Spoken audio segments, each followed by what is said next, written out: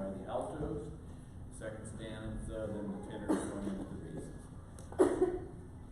We'll sing all the verses of the song.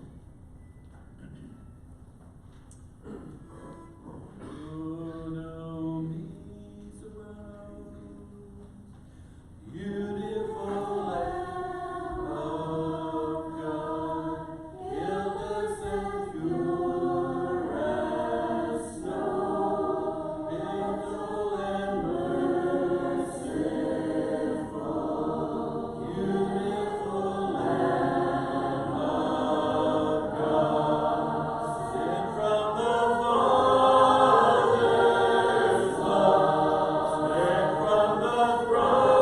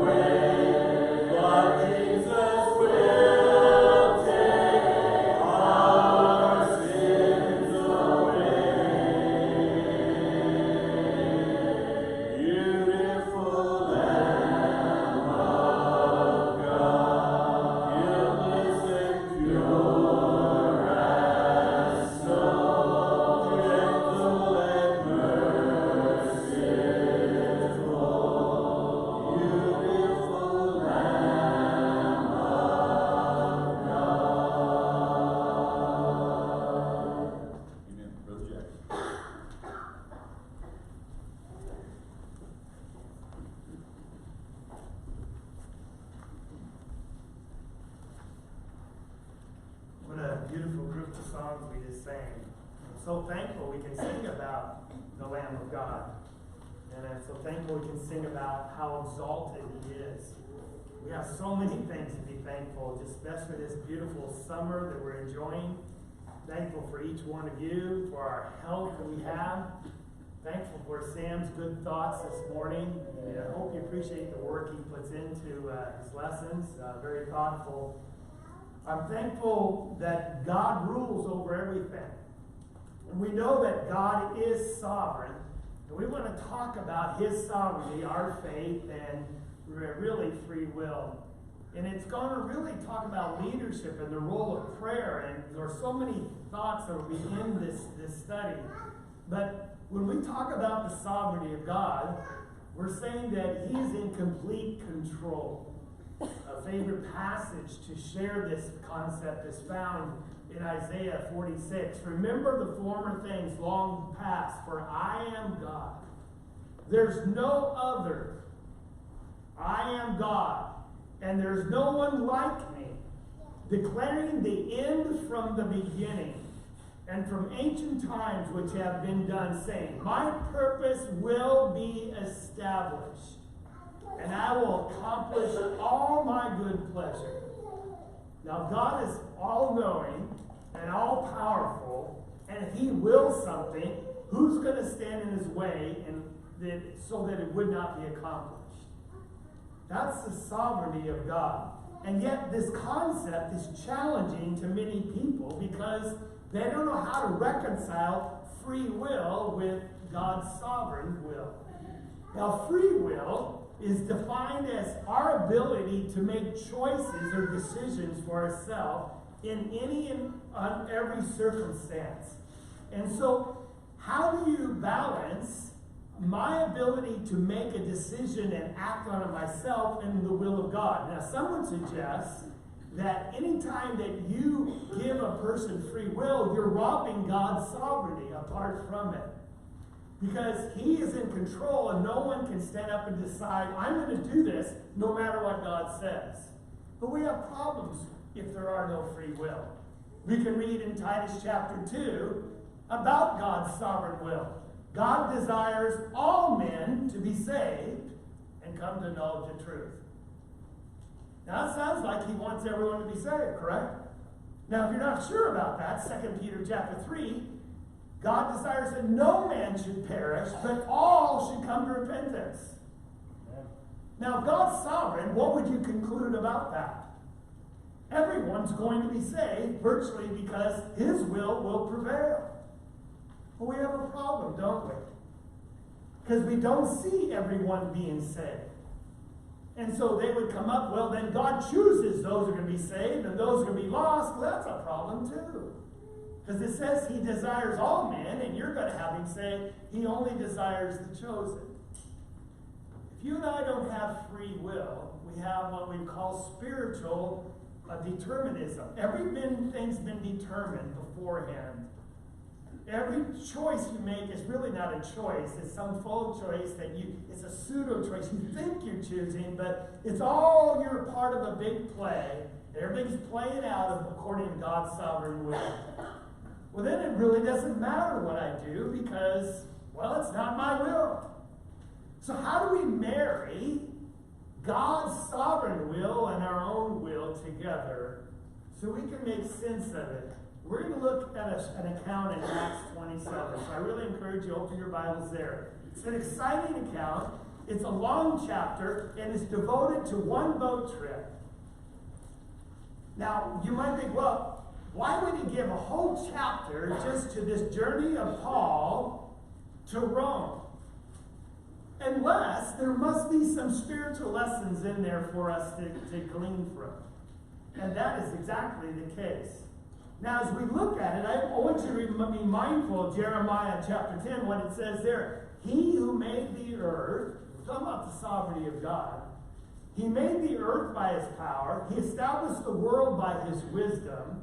And by his understanding, he stretched out the heavens. When he utters his voice, there's a tumult of waters in the heavens. That's storms above. And he causes the clouds to send from the end of the earth. And he makes lightning for the rain and brings out the wind from its storehouses. Do you accept that God is in charge not just of the spiritual realm, but the physical realm as well? Amen. Can he raise up storms and floods upon this earth? Amen. Now, when are they just natural occurrences? And when does he actually prompt them to happen? I don't have an answer because he doesn't send us memos, does he? But he is ultimately in charge. He either causes them to happen or he allows them to happen due to the natural forces of nature. Well, here Paul is on a journey to Rome. Now let's catch up with the stage about Paul. We have to understand he had a will as just as God does. And we're going to look at just some scriptures. In Acts chapter 19, in verse 21, Paul, talking to the Christians there, he said he purposed in the Spirit to go to Jerusalem after he passed through Macedonia and Achaia, saying, after I've been there, Jerusalem, I've got to go see Rome. What did Paul want to do? Go to Rome. Now, if you were to ask people in their day where Rome was, they said, well, that's the end of the world. That's the end of the known world. It's the far western front. And that's where Paul wanted to journey. So we see in chapter 1 of the book of Romans. Now it's interesting, when he writes that, he says, you've always been in my prayers, but all my prayers, I make this one request.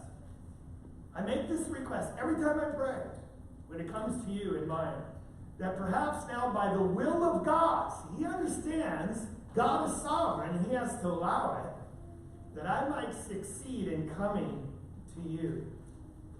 He wanted to see the Romans in person, those Christians. In chapter 15, he ends that letter to the Romans, and he says, would you please join in this prayer of mine, and that you strive together with me in your prayers to God for me, so he says that I might come see you. See, Paul was passionate about taking a road trip, let's change that, a boat trip to Rome. That was his will. Now we know in Acts chapter 23 that Paul, when he's being tried by the Jewish council and they're threatening his very life, he said, on the immediate night following this event, the Lord stood at his side and said, take courage. God tells you to take courage when you're in a place of fear. Take courage. For as you have solemnly witnessed to my cause at Jerusalem, you must be witnesses at Rome also. Here's God's sovereign will being spelled out. You're going to Rome, and you will be a witness there to Jesus Christ. Wow, that must be exciting. Paul said, my prayer is going to be answered. Did he have any clue how he's going to go? We find now, not only are you have prayers being offered up, God answered in his sovereign will, you will go. We have the political powers of its day. In Acts chapter 25, there's this plot to kill Paul, and he knows he's not going to get a fair trial here on the Israeli grounds. And he says, I appeal to Caesar. And when Festus had confirmed with his council, he said, you have appealed to Caesar, and to Caesar you'll go. Later, the king stands up and Agrippa said to Festus, if this man hadn't appealed to Caesar, he'd been set free because he's innocent. But being a Roman, when you appeal to the highest court of the land, that's who you're going to go. So now, he finds a ship, the centurion, who's in charge of this Roman cohort, is going to escort Paul all the way to Rome. So now we're in chapter 27 of the book of Acts. When it was decided in verse 1 that they should sail for Italy, they proceeded to deliver Paul and some other prisoners to a centurion of the Augustan cohort named Julius. So Julius is going to take Paul and embarking in this Armadarian ship, which was about to sail from the region along the coast of Asia. We put out to sea, accompanied by Aristarchus, a Macedonian of Thessalonica. Now when it says we, did you notice that in verse 2? We put out to sea. Who's with Paul and Aristarchus? Luke the physician. He's been a traveling companion of Paul all these years, but sometimes he refers to Paul as they and them, and he leaves himself out. So sometimes he's with them, and sometimes he's not. But he is going to be on this boat trip. And he gives us a detailed description of every event that takes place from boarding the ship until when they have to beach it on an island after a shipwreck. And it's just like him to give us all this description, being the medical doctor he is. And what we're going to see is how God's will always prevail. But blessings will come when we submit our will. We do have free will. We can make choices. But the blessings come when we submit or yield our will to his sovereign will. And that's what we're going to see happen in this amazing trip. That he's going to be a witness and he's going to get to Rome. So the first thing we're going to see is they're going to have to make a choice. We're going to see all this constant play of men making their choices, but God still acting, and things happening to them out of their control. So let's read in verse 3. The next day we put inside, and just Julius treated Paul with consideration, allowed him to go to his friends and receive care. There's 276 people on this boat. But Paul had the favor of this soldier who's treating him kindly. In verse 4, from there we put out to sea and sailed under the shelter of Cyprus because the winds were contrary. Now we'll look at a map, but the shelter means the winds were blowing one way, so they went behind the island so they could get protection. from the winds. These were people, a captain of a ship that has been sailing many, many miles, and he knows what he's doing. Very experienced. And Luke, no doubt, understood that because he uses a technical word here as well. Verse 5. And when we had sailed through the sea along the coast of Cilicia and Pamphylia, we landed in Myra in Lycia. And there the centurion found an Alexandrian ship sailing for Italy, and he put us aboard it. So you get it? They switched ships. Now there was a route from Egypt all the way to Rome of Alexandrian ships from the northern coast of Africa. And Egypt was a major supplier of grain to Rome at this time. And so, excuse me, can I get some water? That's someone's free will choice to do that. So they get on this ship, and it's a big ship because it can handle 276 people are on it at this time. Now, what happens? Verse 7, they sailed slowly for a good many days, and with difficulty arrived at Cnidus, since the wind did not permit us to go further. We sailed under the shelter of Crete off Salem, and with difficulty sailing past it, we came to a certain place called Fair Havens, near which the city was of Lycia. Now notice verse 9. And when considerable time had passed, the voyage was now dangerous, since even the fast was already over. This was the time of the year, probably when the winter season had come upon them, and you do not sail anymore from November to sometime till January. And knowing this, Paul begins to admonish them. Now, what is Paul? Is he the captain of the boat? No, he is a prisoner. Is he an ally of the centurion? No, he's a prisoner. But yet he's the one now that's going to give advice. And we're going to see how Paul moves from a prisoner that no one's going to listen to actually really the captain of the boat in the end, in the time of this crisis. So he admonished them. And he said, I perceive that the voyage will certainly be attended with damage and great loss, not only of the cargo and the ship, but also of our lives.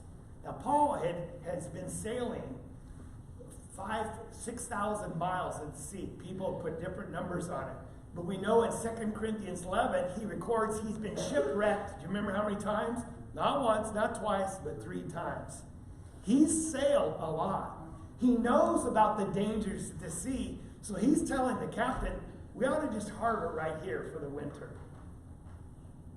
We got a big choice to make. Man has free will. And yet our free will does not trump nature around us and the events that happen naturally, do they? Because if we choose wrongly, we will suffer the consequences of those. If we choose rightly, we'll be blessed. But man's not all wise. Sometimes we don't know. He could not look at radar weather maps on the TV to see the storms coming in. He had to go just by his own intuition and by looking at the sky. So they made a decision. In verse 11, the centurion was more persuaded by the pilot and the captain of the ship than what was being said by Paul. So Paul's speaking in one ear, and this group of the ship and the pilot are speaking on the other ear. And because the harbor was not suitable, that's Fair Havens, for wintering, the majority reached a decision to put out to sea from there. The majority reached a decision. We see free will in place. They made a decision on this ship. Now, when we look at here they left Caesarea, went on the lee side of Cyprus because the winds were contrary. They go to Myra, and that's where they changed ships. They got an Alexandrian ship, but with struggle, they made it all the way to the Fair Haven here on the island of Crete. But it's not a good place to winter over a ship like that in safety. And so they're saying, should we go on? Because they wanted to reach up to Claudia. Actually, it's Phoebe, but no, I didn't got that wrong. It's 40 miles to the west, and it's a place more suitable for them to harbor their ship. And so they make a decision. Now, it's typical. We always do that. We look at the information, we calculate the risk, and we always come to a decision, this is the course we're going to take. Now, sometimes it works out, and sometimes it backfires. So notice what happens then. It says, if somehow they decided they could reach Phoenix, that's the name I was looking for, a harbor of Crete, facing southwest and northwest, they would spend the winter there. Now, verse 13. And when a moderate south wind came up, supposing they had gained their purpose, oh, the winds are in our favor, they weighed anchor and began sailing along Crete, close and short. Now, just stay with all that. Who's in control of those winds? God is. But they acted wisely and went around for their protection. Now they get to this harbor, and they got to make a choice. It's late. Can they control the seasons, the winter that's coming upon them? So one voice says, don't go. The other says, yeah, we can make it. It's 40 miles. It's just a few-hour trip if we have good weather. And then what blows in? Good weather. And they have control over that. Moderate winds that are blowing the right direction. They have nothing to do with that, but they're yielding to those external circumstances and making a choice based on it. And it's a critical choice. And it's going to backfire, as we're going to see. Here's actually the island of Crete, Fair Haven's port, where they are making this decision, as it is seen today. They're more persuaded. There are so many voices out there today trying to get you to make the choice that the world would want you to make. And when it comes to God's sovereignty, we wouldn't know what he wants us to do except that he's spoken to us. And when he speaks to us, then we know what our choice is. It's clear. We're either going to submit to it and yield blessings, or we're going to resist it and suffer the consequences. They were persuaded. And sadly, so many people are persuaded by the wrong voice, and they make a decision to press on in the wrong direction. Notice things turn bad very quickly, and all hope is lost. Verse 14. But before very long, there rushed down from the land a violent wind, and it's called in your Bible perhaps a northeaster. It was a storm of hurricane force that was common to the Mediterranean Sea. They knew what they were, they experienced them before. It is so fierce, the ship was caught in it, verse 15. They couldn't face the wind. We gave way to it and let ourselves be driven along. Are those all actions on their own part? We can't fight it. We'll let it push us wherever we want to go. They're subject to the sovereign wind, aren't they? They have no power to control it. Verse 16. And running under the shelter of a small island called Clauda, we scarcely were able to get the ship boat under control. So what are they doing all these hours? Fighting the ship, the rudder, the sails, trying to get it to go where they want it to go and not be blown out to open sea.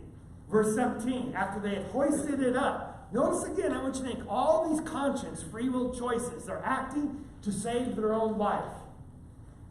After they hoisted up, they are using supporting cables and undergirding the ship. It's called frapping. It's something that the sailors would do. They would put cables under the ship and wrap them up tight so the ship wouldn't break apart, because it was made out of planking, wood. And so they would undergird it and tie it up, because this is a furious storm.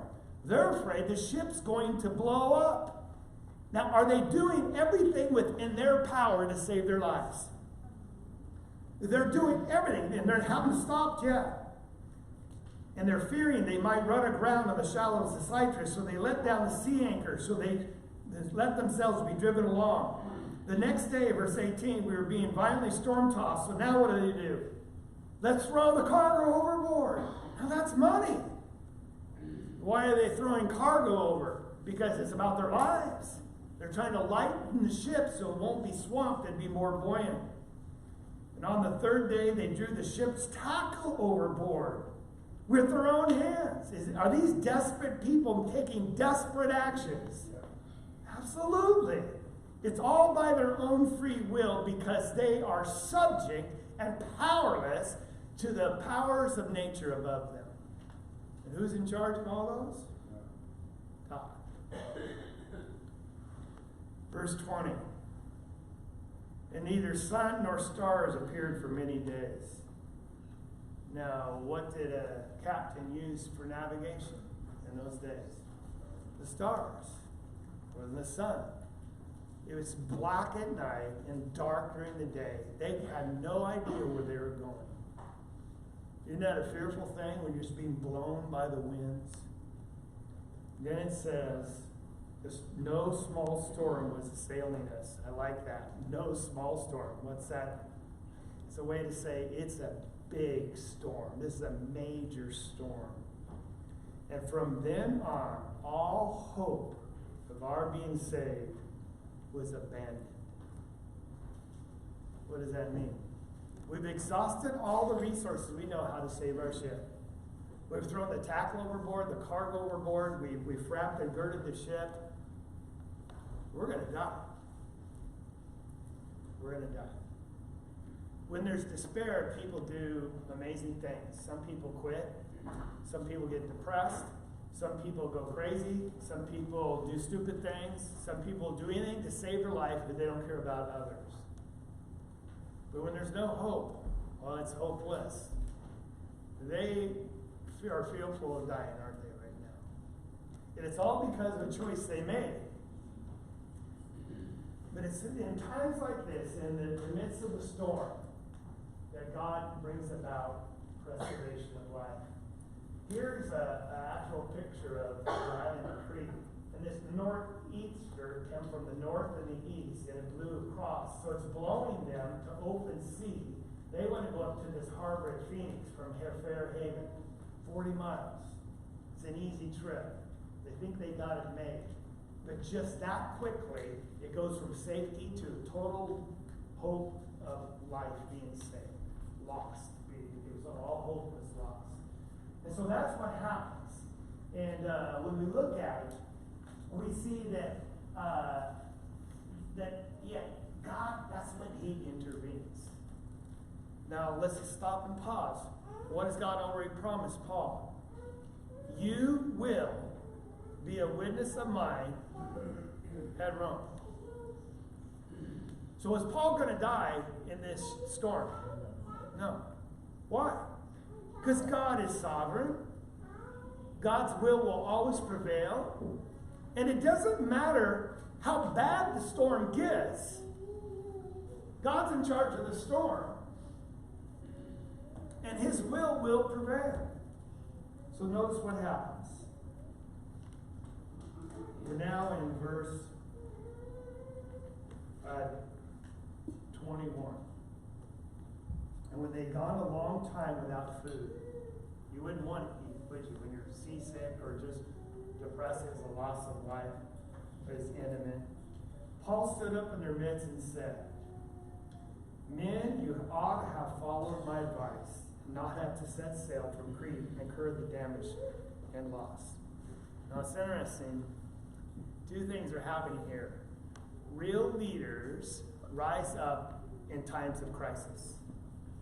Paul is going to show leadership, and it's going to come from his faith in God and his submission as well. It's interesting. Real leaders don't go with the crowd and start, oh, what are we going to do, and panic. Real leaders don't just give in. It's over. Real leaders don't complain and whine like everybody else, like, what are we going to do? Sarah, you let us down. You shouldn't have went there.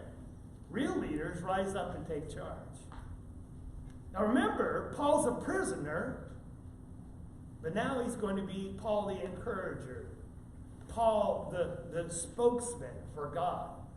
Paul really is going to give them words that are going to save them. Now, I don't know why he starts with, you should have listened to me to start with. But there's probably something in the tone of his voice and how he said it. It was the right thing to say, and it wasn't taken wrongly. Because that sounds kind of bad just the way you read it, right? You should have listened to me to start with and not left in the first place. That's not the tone in which he's saying. But he's speaking the truth. And when it turns out that he was right or they're wrong, are they going to be more inclined to listen to him? Well, yes, because there's no way to argue. Now notice what he says. Verse 22, I urge you to keep up your courage. Now Paul is the exhorter. For there shall be no loss of life among you, but only of the ship. Well, how'd you get that information?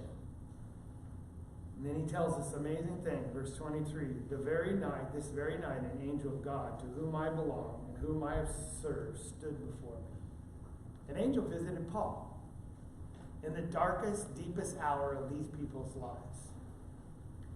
And what did the angel say? Verse 24. Don't be afraid, Paul. Now, what do we know already about Paul? He was scared, like everybody else. He wasn't superhuman, that had no fears. But his fears were dealt with by God addressing him.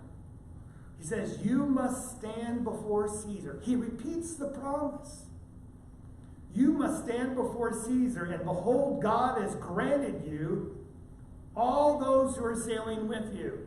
Now that's a curious phrase, granted, and if you look it up, it literally is the word graced, to extend favor. Sometimes it's translated forgive or forgiven. They made a mistake, and is God forgiving them for it?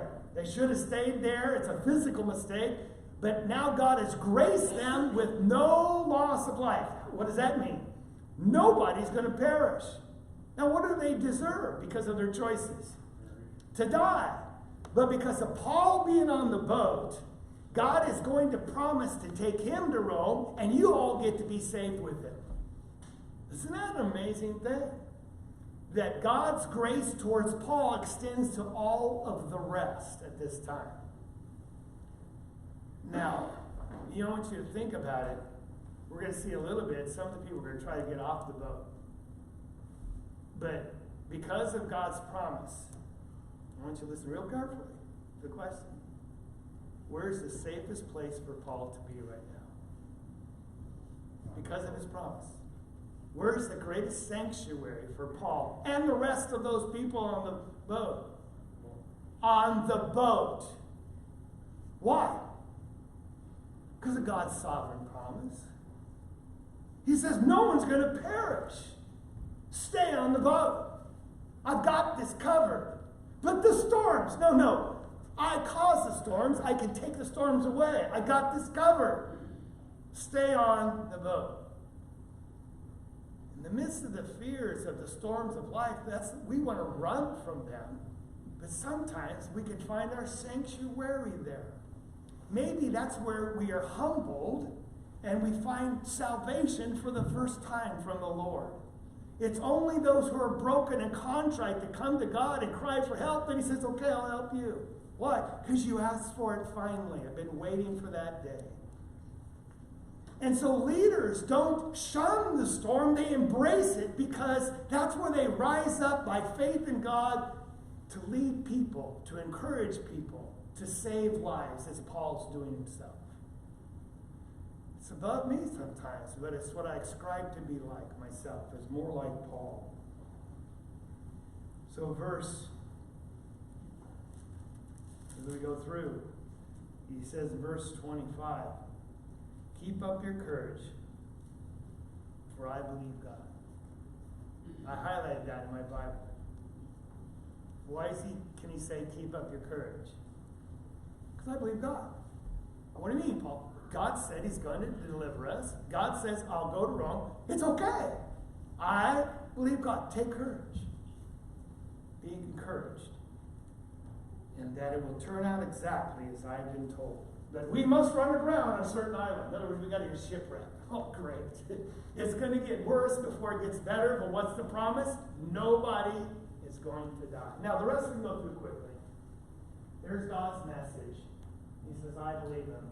How did they respond in faith? And I'm not just saying the faith to Paul, because Paul now is like the captain of the ship. He's going to be giving orders. You see several things that happen here as they are driven from this, protect from this island into the open sea. They think they get way down here. But Paul says God's going to drive us to a certain island.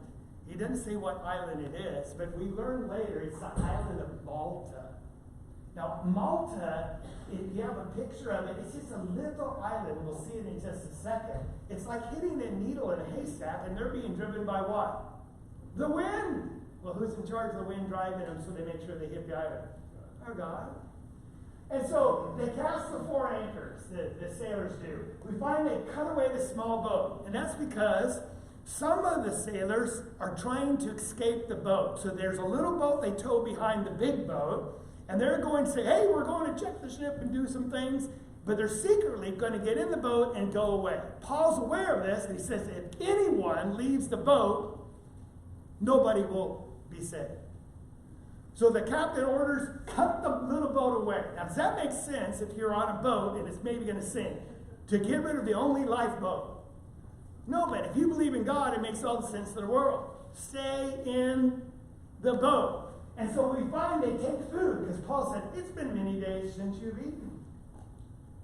He says, eat, because it is for your perseverance. That's the saving of your life. Not only talking about spiritually or at least physically, obviously. So they eat. Paul's in charge of all 276 at this time. Now they throw the wheat over. That's their precious cargo that's going to reap them money. They said, doesn't matter. They throw it over. Are they still acting as though their salvation from the depth of the sea depends upon themselves? They're still doing all they can do to save themselves. They're not just being passive and waiting for God to send a new rescue ship to save them. They're acting as though they have to save themselves. Now they decide to run the ship aground because they take soundings and they realize the sea bottom is getting higher, and that means they're getting close to land. So they decide we're going to run the ship aground, and when they do that, they cast off the anchors, hoist the sail to give them some speed so they can get up onto the ground and maybe save them souls. And they actually do that, and then they get caught up on a reef. Could they have known that? No. And the ship starts to what? Break apart. Then the soldiers realize, oh no, we've taken an oath to protect, to Caesar and the Roman government. If any of these soldiers escape, it's our death. So let's kill the prisoners to save our own lives. But the centurion, he intervenes. Remember, favored Paul? He wanted to preserve his life. And so he made sure nobody was killed. Now, wait a second. Was this centurion or was it God that was preserving Paul's life? It was God. But he put someone in his life that found favor with Paul, and he's the one that had the authority to make the difference. Now, you explain how that happens. That a non-believer God can put in your life that can make the difference between your death and your life. And that's exactly what happened. Let's go to the end of the chapter, and we'll read how it concludes. Verse 30. The sailors were trying to escape from the ship. We read that, or referred to it. That's when they were going to escape the little ship. Verse 31, Paul said, unless these men remain in the ship, you yourself cannot be saved. God made a promise to save every life, but there's something they had to do to receive that blessings of that promise. Do you get that? If they would have not yielded, everyone would have died. But for everyone to be saved, they had to yield to the will of God. It's their choice. You yourselves have to stay in the ship. So then we find in verse 35, they took the bread. Verse 37, we find there's 276 persons. We find in verse 40, they cast off the anchors to run the ship aground at the beach. By verse 41, they strike a reef where the two seas met. They ran the vessels around, and the prow stuck fast and remained immovable. But the stern began to be broken up by the force of the waves. That's when the soldiers was going to kill the prisoners. But the centurion, verse 43, wanted to bring Paul safely through. He kept them from detention. He commanded those who could swim should jump overboard first and get to land. And the rest should follow, some on planks, others on various things from the ship. And thus it happened that they were all brought safely to land. We bring it to a conclusion. What happens is they jump overboard. Here's Malta on the map. See the little ship? It's a beautiful island now to go visit. But it's just the teeniest little island that God pushed that boat right to there to save their souls. And they were all brought safely. Who brought that about? Our sovereign God. How did it happen? Because they yielded their will to His. Even though when they made wrong mistakes by their own free will to start with. When God promised, He protected. Let's make some observations and the lesson will be yours because we are certainly out of time. What we learn from this is several things. Not only that God saves in the midst of the storm, but again, leaders rise up out of times like this. Paul didn't have a formal position in that boat, did he? He was not like the first captain or anything like that. But he sure was a functional leader, and the people followed him. And I'm not sure that they thought of his leader when he got on the boat, but in the end, he did lead, and they followed.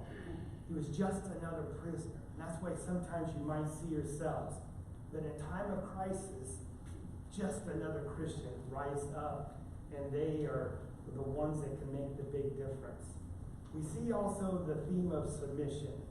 The saving of these people's souls was contingent upon them submitting to the direction of Paul, submitting to really the will of God. And while they're scared by being on the ship, there was no safer place for them than on that ship. And I would suggest to you there's no safer place for you and me than obedience to our God and Father. As long as we are choosing to submit to His will, we will be safe. He will not desert us and He will not fail us. So let's yield our will. Let's yield it complicitly and totally in our choices to the sovereign will of God. If I find myself fighting His will, I'll lose every time. And that's where the trials and troubles really come in life. But if I submit in faith, like Paul said, I believe what He told me, then I'm going to be blessed. And finally, the providence of God. I just hope you go away with this. God's in charge. He's charged in the good times. We only learn the real lessons when we see Him being in charge in the terrible times. He's in charge. And He uses both events, the good and the bad, to secure us and to teach us and to deliver us, to show us that His will prevail. And the storm certainly threatened Paul and his hope to get to Rome. And it threatened all the other lives on that ship. But that promise of deliverance was first given to Paul, then was given to others through Paul. And so, I don't know what you're going through in your life right now. And I don't know what kind of storms have been sent your way. But if Satan sends them to destroy you, God can use them to turn you to more faithful obedience to Him. He can use those same storms that are meant to destroy to bless you. If we'll just trust in the providence of God by faithfully yielding to His will in all things. We're going to sing this song, and it's ancient words. These words have been left for us for 2,000 years, and it's a story of a shipwreck. But I hope you see that there's much more in there than just the story of a shipwreck. If we can help you in any way, won't you come as Brian leads us in this song? So holy was